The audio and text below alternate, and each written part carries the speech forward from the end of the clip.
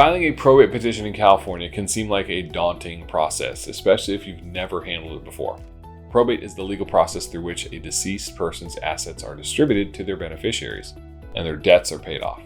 California has a structured system for probate, and knowing the steps involved can help ease the process. I'm Daniel Hunt, a certified specialist in estate planning, trust, and probate law. And in this video, I'll share a step-by-step guide on how to file a probate in California.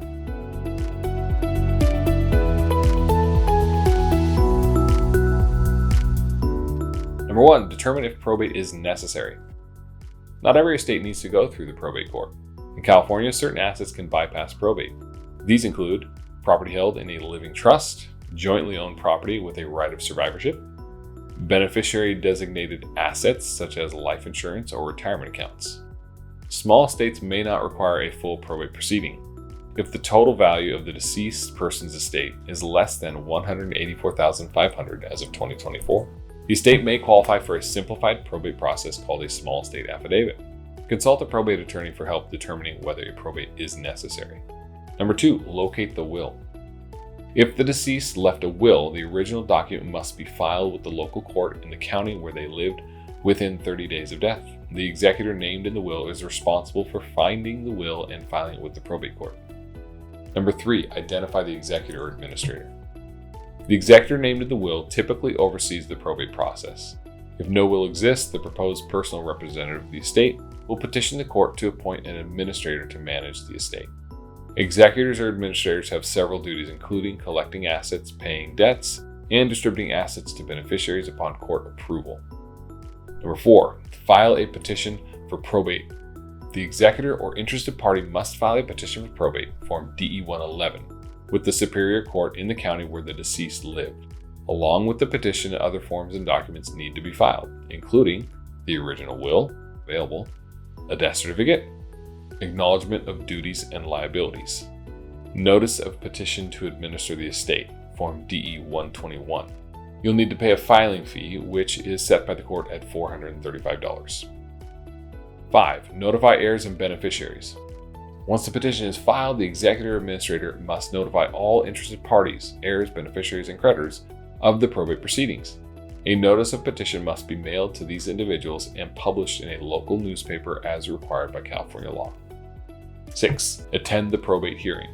The court will schedule a hearing to officially appoint the executor or administrator. At this hearing, the judge will review the petition and any objections. If there are no disputes, the judge will approve the petition and issue letters of administration or letters testamentary, granting the executor the authority to manage the estate. Most courts will post calendar notes ahead of the hearing to advise of any deficiencies in the petition. Number 7, administer the estate.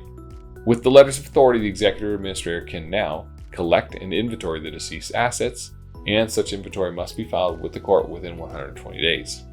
Notify creditors and pay any valid debts or taxes owed by the estate.